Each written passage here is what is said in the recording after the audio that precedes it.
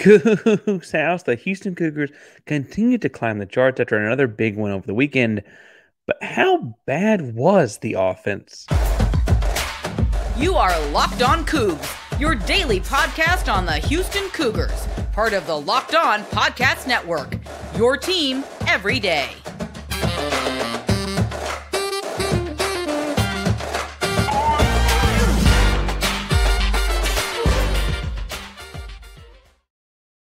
Welcome to Locked On Coogs, daily podcast about your Houston Cougars. I'm your host, Houston-born teacher and coach, Parker Ainsworth, here to break down all things Cougs. If you're a U of H fan or just a hater who came to stop by, please be sure to subscribe down below. That way you lace on the Cougs in your newsfeed each and every day. Appreciate you making Locked On Coogs your first listen of the day. And welcome back to the YouTube channel. That's where you found us. It's so good to see you again. Remember, we're doing a giveaway every 250 subscribers, and we are knocking on the door of 2,000 as we record this. So make sure you subscribe and help us get there. Like and comment on the video. Let us know you're in a contest for something to be given away at that 2,000 mark. Still figuring out what that is, but hit subscribe. Help us get there. If you don't know what to say after this, because it's a basketball episode, I'm dumbfounded by the offense. I don't know what to say, blah, blah, blah. I just don't know what to write in your comment. Tell us down below what your favorite commercial at Super Bowl was. I'm fairly critical of Super Bowl commercials. They cost $14 million to air for 30 seconds. So tell me what your favorite commercial was. All right, got a fun episode today talking all things Houston Cougar basketball. Looking back at the weekend's games, or game singular, and what that means for the Houston Cougars. Now, I have to feel like the big story here is going to be the offense. I want to start off with what Houston's offense went through in that first half against Cincinnati. Second, I want to talk about how they came back anyway. And then last, but certainly not least, I want to talk about the impact of the Ocho. Now, in the first half of this game, there was a stretch for a little less than 13 minutes where Houston made 2 field goals in the entire 13-minute stretch. And I think a lot of people made something out of that because Houston went from up a fairly sizable amount. I think it was like 20-10 when the run started, to ultimately being up or down by 3 at halftime.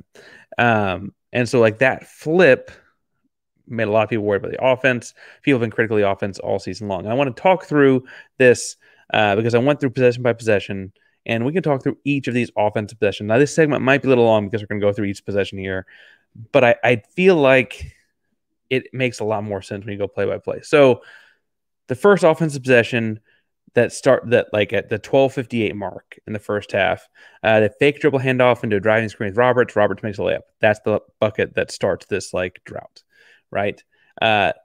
Play defense. Next offensive possession, they go on empty side, pick and roll with Roberts and Damian Dunn. Damian gets stuck, pops it out and hits Roberts in the nail. He fumbles the pocket pass, kind of a low, awkward pass. That's a turnover, right? Turnovers happen, hopefully not often. Next play defense, next offensive possession. High screen across, gets Roberts at the block, a little outside the block. Tugler flashes, it's not open. Ball gets poked out. Roberts gets it at the free throw extended out by the sideline, blows past his defender and tries to float over the rim protector.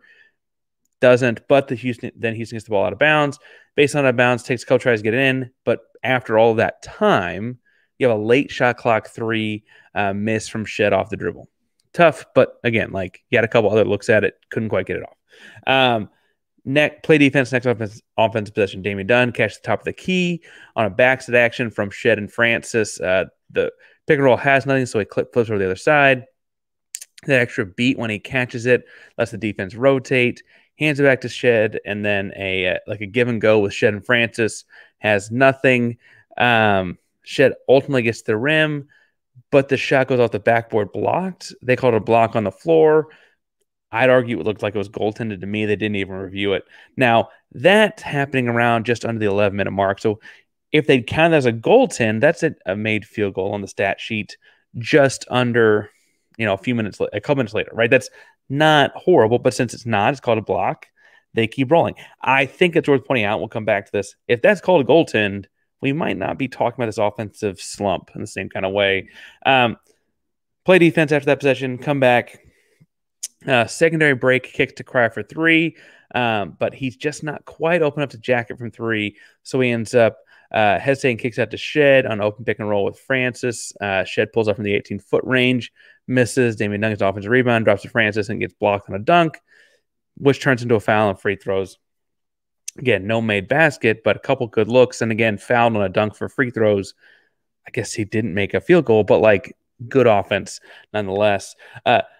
Play defense after that, come back on offense. Cryer pulls up for 3 on the break because he has a fast break off a turnover. Defense was sagged off, was a good look. Tug goes down there for the offensive rebound, but Cryer misses, and the offensive rebound doesn't get where Tugler can get to it because, that's how offensive rebounds go in fast breaks sometimes. So no bucket there. Next time down, the play defense next time down, Cryer catches an Iverson cut, hands off to Tugler on a screen, then a dribble handoff with him and Shead. Shead 3 in the corner, Shead 3 in the slot, misses. Play defense, come back down. Shead hands off to Roberts. Then he and Cryer run through like a maze of screen while Roberts is sitting on free throw line extended opposite side. Cryer eventually pops out of the mess there and loops for handoff with Roberts. The 2 dribbling kick to Shead. Shead makes the empty side pocket pass to Francis. Cross court to Cryer. Cryer is open when the pass is made. Bobbles the catch. Can't quite get a shot off, so he attacks the lane. Shead is relocated the corner. Shead then makes a 3-point corner basket to slow the bleeding at this point. If the goaltending had been called earlier, that's still a basket every 2-ish minutes. But because not, it's been more like 5-6 minutes since the last basket. Feels like a dry spell there.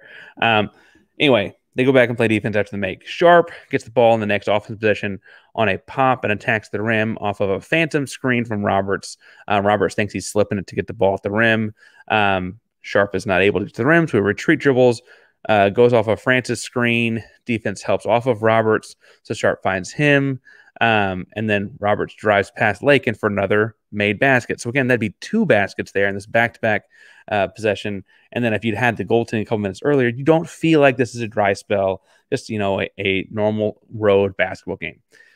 Play defense, timeout's called. Out of the timeout, Houston runs the same set they hit Iowa State with, that they missed the game winner on earlier in the season. Ultimately, again, missing this one from about 16 feet with Sharp coming off of a second screen where Shead drives and drops back to him. Again, still a great look, still an open look, still open as it was against Iowa State, just rims out. Next they play defense, offense possession. Roberts gets the ball from the free line extended. Same sort of jumble type action, kicks off, attacks rim, 7-foot floater, misses. Next offensive possession, Roberts runs the set again, but now he's got the perimeter spot up. Guys are all spotted up because they keep doubling off of him in the different actions. And as he attacks, the defense dictates to kick to Dunn based on where they help from. Dunn attacks, misses a 15-footer. I trust him to take a 15-footer. I'm not worried about that. I don't call that bad offense. Next offensive possession, you have an early offensive fake pick and roll with Shead. Now, that ends up him missing a floater, being fouled for free throws. Again, he doesn't get fouled there. Makes the floater. We're not talking about bad offense again. That's about the 5-10 mark. So again, that would have been every couple of minutes. Next offensive possession, the perimeter distraction pass pops open. You find a low screen on a post-to-post action. Francis gets the ball on the block at 6 foot. He takes a 2-dribble ISO hook shot. I'm not sure that's out of his bag. I certainly know that's something that they work on with Kellen. He misses it, but I don't know that it's an awful offensive possession either. Just don't get the offensive rebound out of it. Next offensive possession, you have an inverted option, same thing as before, but Shead ends up finding Dunn. Dunn drives and misses a 10-footer from the baseline. He drove through traffic to get there. This kind of feels like the only bad decision made thus far in this stretch of offense possessions. Again, it's not because I don't think Dunn can hit a fall-away 10-footer in traffic. We've seen him do it before. It's at this point in the game, and it had kind of been a while since a bucket. And it's the decision to me is more like feeling the game out. Like that wasn't the time or place for it. Not that it wasn't a good decision. Next set down, they have a box set to the screens. Robert gets the 15-foot area, like kind of the dunker spot, 15-foot area at the baseline. Coogs all space out. They think they're going down double. They'll be up from the kick out. No one doubles, so Jaywan's forced to make a right-handed hook shot. That's not really a specialty. He's more of a lefty guy there, down there, right? Rims out. Next offensive possession. Dunn down screens and raises Francis. Then Shead and Francis. Then Shead and Dunn, after Dunn pops off of it, do a little pick and roll curl. Eventually, Shead finds the ball to Dunn at the top of the key. Finds Dunn with the ball at the top of the key. Dunn catch and drive. He hadn't hit a jumper yet, so he tries to drive and then gets stuck in traffic and misses a tough traffic layup. Down for the first time in the game on the next offensive possession. Shead hits Wilson on a curl, and then Roberts reverses back to Shead to try and get the ball outside on the perimeter. Post to post, gets Francis' ball down at the block. After that, Dunn raises for a screen on the backside there off of Roberts coming down. You get the ball down. Excuse me. But by the time you go through all this action, you get to a late shot clock possession. And Dunn takes a late shot clock three. It wasn't like the end of the shot clock. He could have had a couple more passes, but he did have an open look. It just didn't go in. Second to last offensive possession of the half. Early clock action because you got stuck late in the clock early possession before.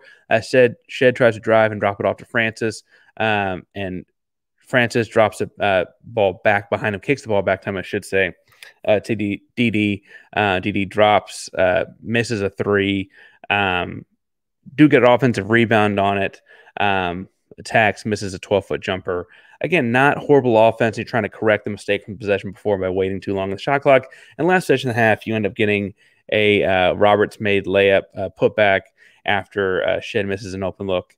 I say all that to say that had a goaltending been called here, had a couple fouls not happen that led to free throws here and there, looking at a bucket every couple of minutes. And truthfully, with the way Houston's offense goes, they play at one of the slowest paces in all college basketball on offense, takes some of the longest possessions in terms of average shot on the shot clock, average length of the shot clock spent.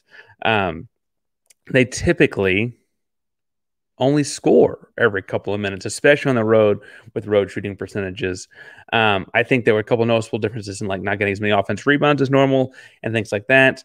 But I think this long stretch of they didn't have a field goal. They had only 2 field goals for 12 minutes or 13 minutes or what. That's mostly overblown when you go possession by possession and say, okay, they took a lot of good shots. The process was not broken. And second, I would add that some of those non-made field goals could have been goaltends, fouls led to free throws, etc. There's really only 2 or 3 bad possessions in that stretch, even though Houston did find themselves down at the half.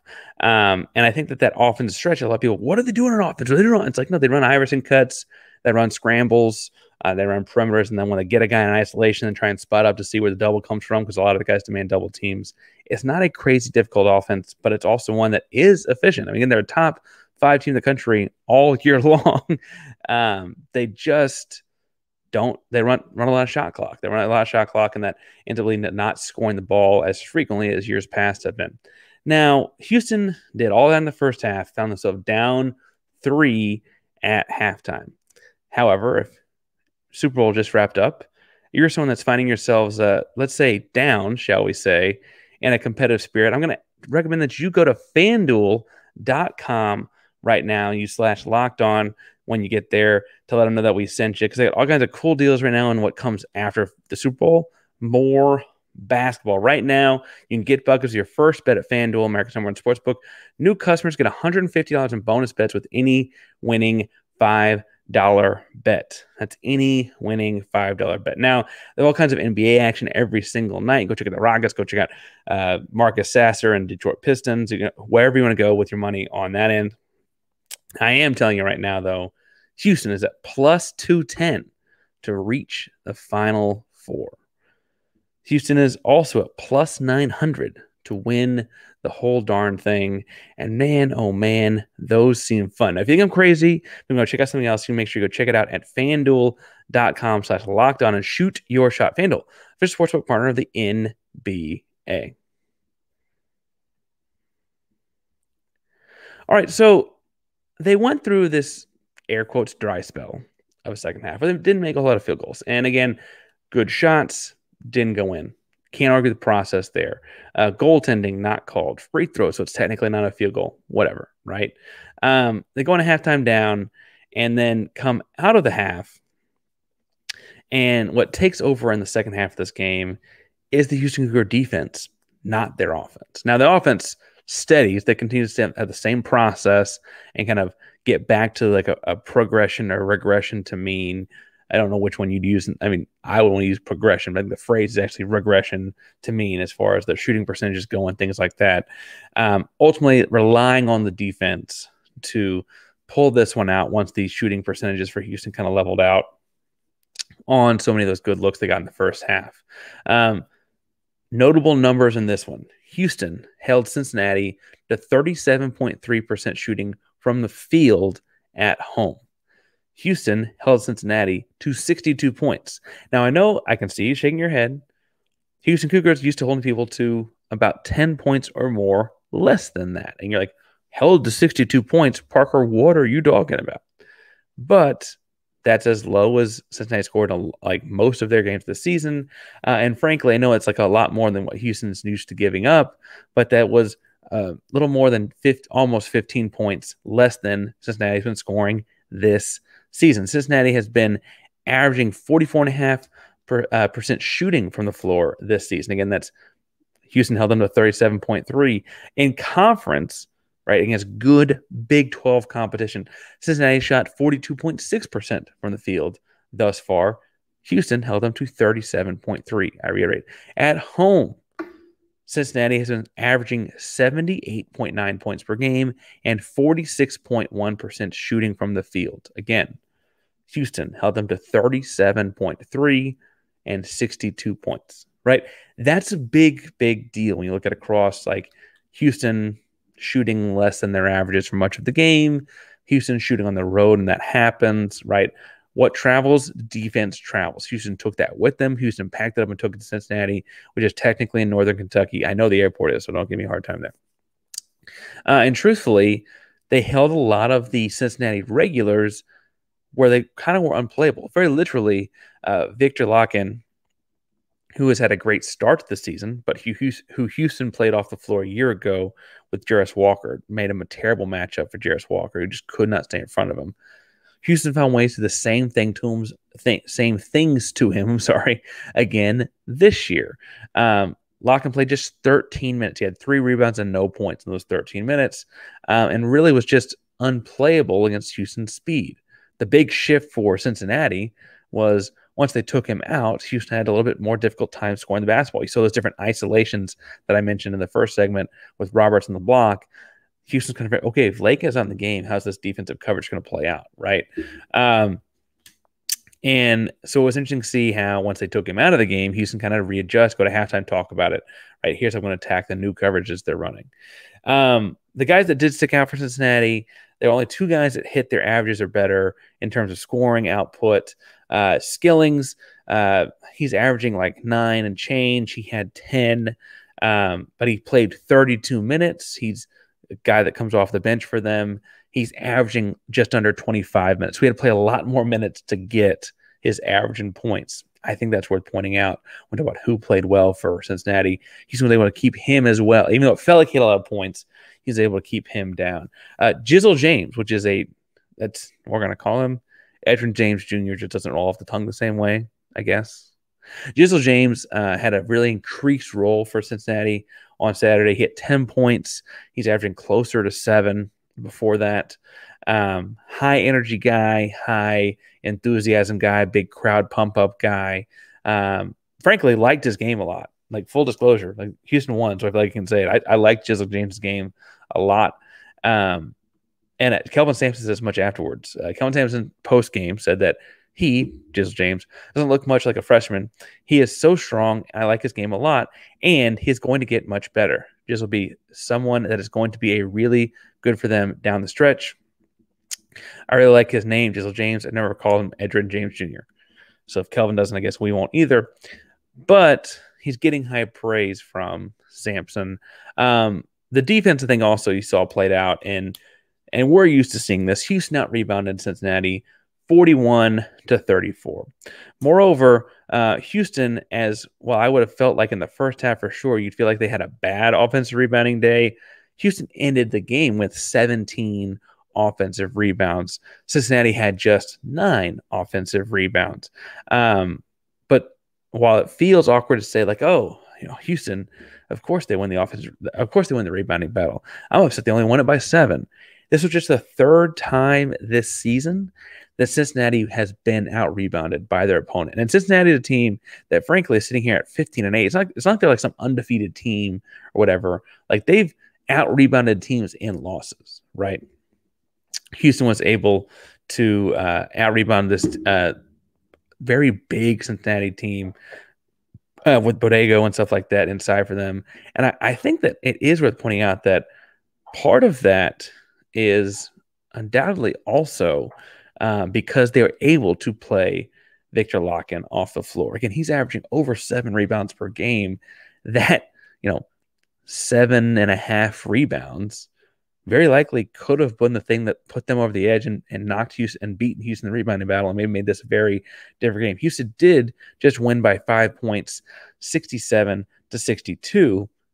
Those things matter a whole heck of a lot. Now, Houston's also able to win the turnover battle, but not by as much as you typically see, right? Houston had just 5 turnovers. Cincinnati had 8. I would argue there were a couple of questionable shots that Houston forced Cincinnati into that maybe felt turnover-like.